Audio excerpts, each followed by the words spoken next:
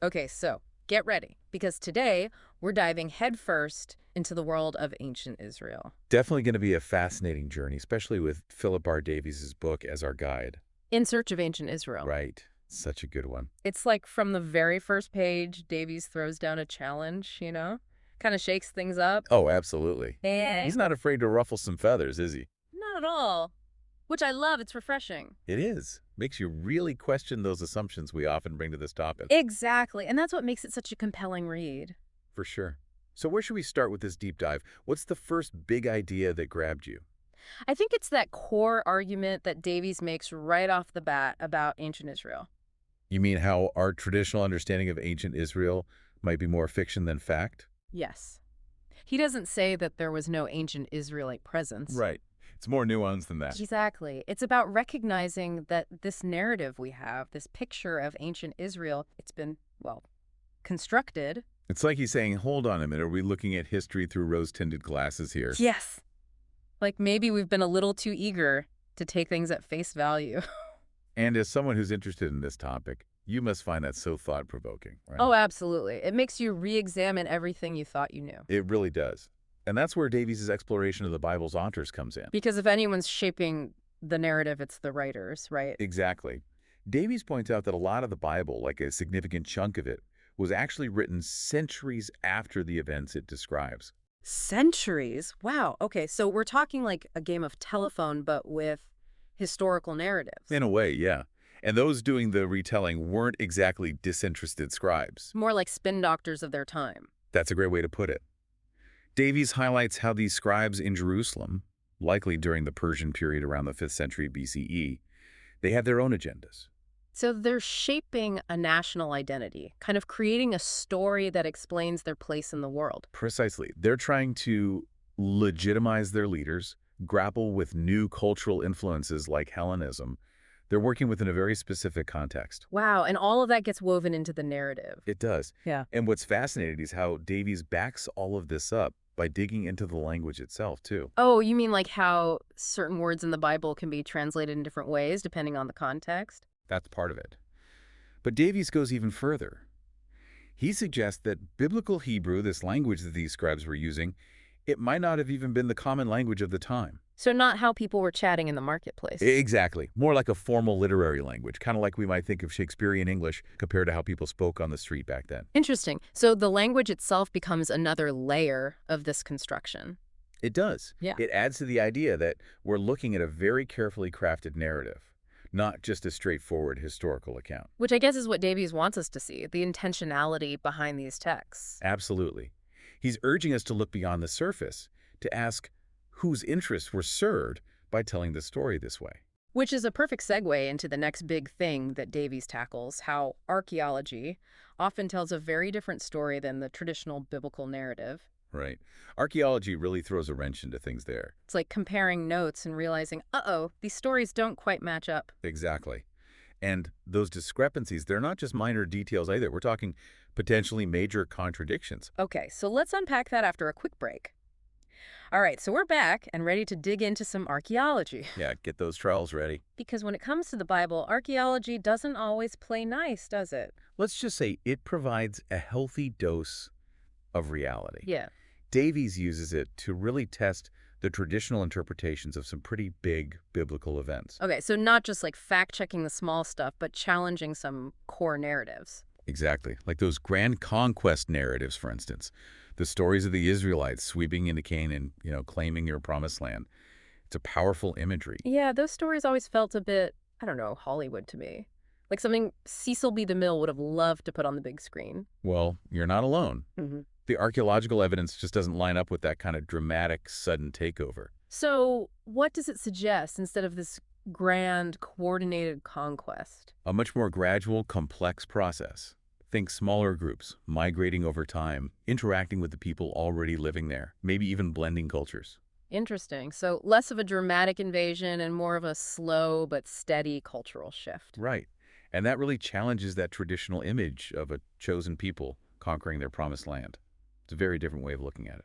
It really is. Yeah. And it makes you wonder, what were the motivations behind telling the story that way in the first place? Exactly. Whose agenda did that narrative serve? It's a question Davies wants us to keep in mind throughout the book. For sure. And it's not just the conquest narratives, right? What about the united monarchy of David and Solomon? That always seemed like such a pivotal point in biblical history. Absolutely. It's one of those stories that gets a lot of attention. And while the archaeological record does point to a significant kingdom developing during that period, the image of this vast unified empire under David and Solomon, well, that might be pushing it. So David and Solomon, they weren't just fabrications, but their story might have been, let's say, enhanced a bit over time. Exactly. It's like separating the historical figures from the legends that build up around them. Davies brings up a great example to illustrate this, actually. Are you familiar with the Tel Dan stele? Yeah, that's the inscription that's often used as like definitive proof of King David's existence, right? Right. Except Davies points out that it might only refer to a house of David, meaning it could just be talking about a dynasty, a ruling family, not necessarily a single, all-powerful king named David. Oh, that's a subtle but really important distinction. It's like finding a family crest with the name David on it instead of an actual portrait of the king. That's a perfect analogy. Hmm. And that ambiguity, that openness to interpretation, it feeds into that larger question of how we construct our understanding of history. It's a good reminder that history isn't always black and white. But eventually, these stories, these interpretations, they solidified into something more concrete, right? They gain authority. So how did these writings go from individual scrolls to the Bible, the sacred text? Davies argues that it was a gradual process, definitely not an overnight thing, but there were a few key elements at play. First, you have the inherent power of the written word, right? Oh, absolutely. As soon as something's written down, it takes on a sense of permanence and authority. Exactly. It becomes harder to challenge or dismiss. And then you have the rise of what Davies calls mantic interpretation. People start looking for hidden meanings, prophecies, things like that within the text. So it's less about taking the text literally and more about searching for deeper symbolic meanings. Right. Like decoding a secret message, uncovering hidden layers. And this way of reading, it added a whole new level of authority to the text. It's like the text becomes even more powerful, more mysterious. Exactly. But there's another crucial factor Davies brings up. The Hasmoneans. They play a pivotal role in this story. Okay, remind me who the Hasmoneans were again. So they were a ruling dynasty around the 2nd century BCE. Think of them as a powerful family with the means to shape the narrative.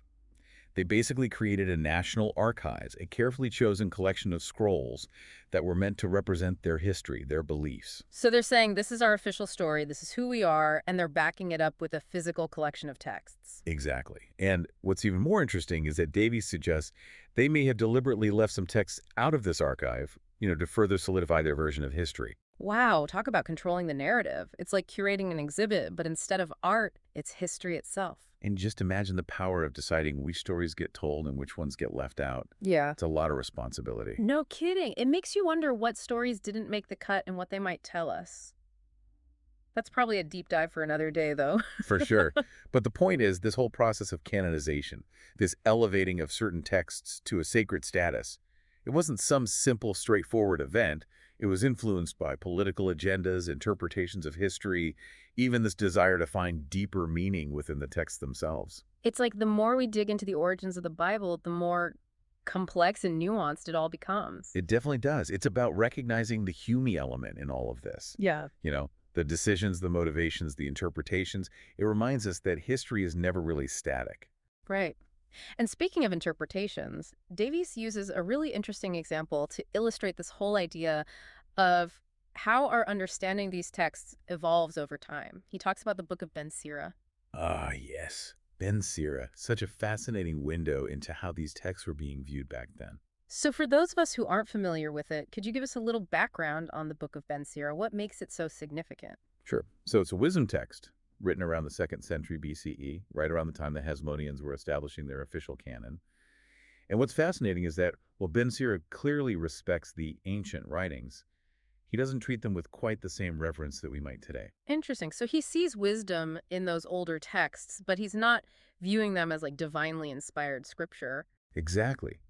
He even goes so far as to put his own work in that same tradition, which suggests a much more fluid understanding of these texts and their authority. It's like he's saying, hey, my words are just as important as these older writings, which is so different from how we view the Bible now. Totally. It's like catching a glimpse into a time before that line between what's sacred and what's secular became so rigid. I like that. A more fluid understanding. It's like we're seeing the very concept of the Bible, this single unified text, we're seeing it take shape. It's a pivotal moment. And it leads to a really interesting question. How much did this whole process of canonization, this creating of a single authoritative text, how much did that actually shape the religions that emerged from it? Oh, that's a big one. It's like he's suggesting that the creation of the Bible was as impactful as the stories within it. Maybe even more so. But we'll dive into that more after a quick break. It's really amazing to think about those ancient texts, going from scattered scrolls to this one powerful book. It really is like becoming the Bible. That's quite a transformation. Definitely. And Davies makes a really interesting point about that whole process of canonization, about how it might have actually played a role in creating the religions we know today, like Rabbinic Judaism and Christianity. It's a bold claim, right? That the act of canonization wasn't just about gathering texts, but actually helped shape those religious identities. So he's saying that before this idea of the Bible as a single unified entity, Hmm. before that, it was more about individual communities interpreting those texts in their own ways. Exactly. There wasn't one definitive voice dictating how to understand those stories. It was more fluid, more open to interpretation. And then with canonization, it all kind of solidifies, right? You have a fixed structure, a set of beliefs, all based on this one collection of texts. Right. And that shift from individual interpretations to a more codified, unified system of belief, that's what Davies sees as a defining moment for these religions. So it's like he's saying that the creation of the Bible as we know it was just as impactful as the stories within it. In a way, yeah.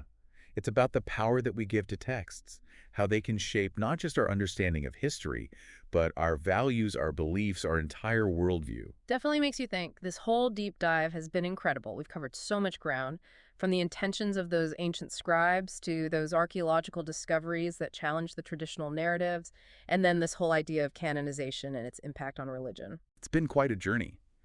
And through it all, I think Davies' central message really shines through that we need to approach these texts, this history, with a critical eye. Not to dismiss them, but to understand them better. Absolutely. To engage in that ongoing conversation about what these texts mean, how they've been interpreted, and how those interpretations continue to evolve even today. You've given me, and I'm sure all our listeners, a lot to think about today. This deep dive into In Search of Ancient Israel has really challenged those assumptions we often bring to the Bible and ancient Israel. And hopefully spark some curiosity to keep exploring, to keep asking those questions, to keep digging deeper into the past. Couldn't have said it better myself. Wow. Well, that's all the time we have for today's deep dive. Thanks to everyone for listening, and a huge thank you to our expert for joining us. It's been a pleasure, as always. It's been a pleasure being here. Until next time.